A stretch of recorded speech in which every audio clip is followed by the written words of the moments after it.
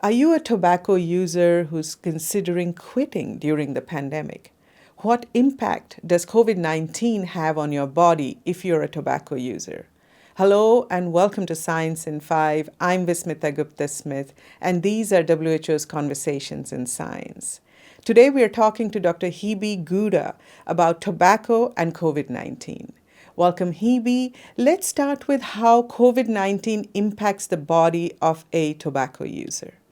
We now know that the evidence strongly indicates that smokers are up to 50% more likely to suffer worse from COVID-19 disease.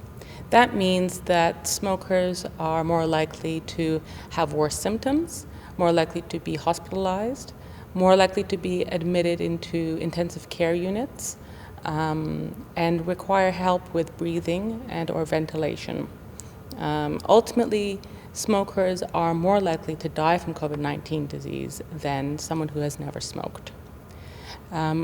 In general, we know that tobacco has many harms to people's health.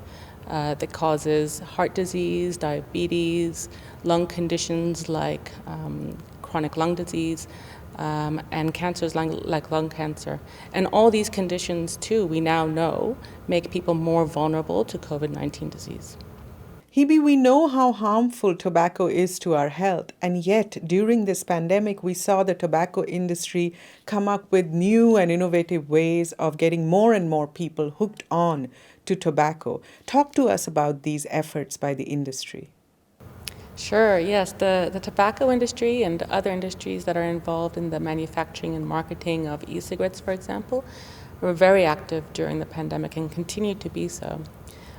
Particularly at times of lockdown, for example, they ensured that consumers had continuous access to these harmful products through contactless delivery, for example, or curbside drop-offs. And what is particularly concerning about those forms of access is that those who are underage, who would normally not have access or have difficulty accessing these products, it could be made potentially easier through this contactless delivery system.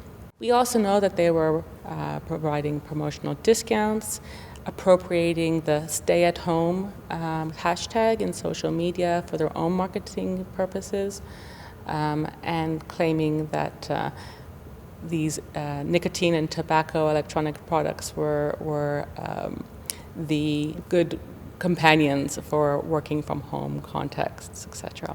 On a more globally strategic level, they really tried hard to seem like part of the solution to the pandemic by donating things like ventilators to countries, as well as other personal protective equipment and masks with their own logos on it, etc.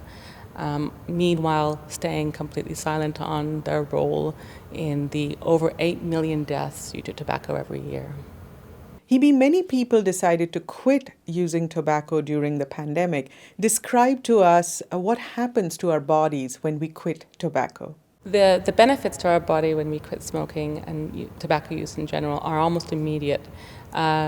Within 20 minutes of your last cigarette, your heart rate and blood pressure have improved.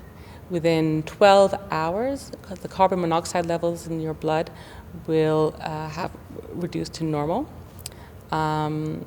Within 2 to 12 weeks, you can expect your lung function and circulation to have improved. And in fact, within 1 to 4 years of quitting, your risk of dying is about half that of a current smoker. So, the best time to quit is now. The best time to quit is now. That was Dr. Hebe Gouda talking to us about tobacco and COVID-19. Thank you very much for joining us. Until next time then, stay safe, stay healthy, and stick with science.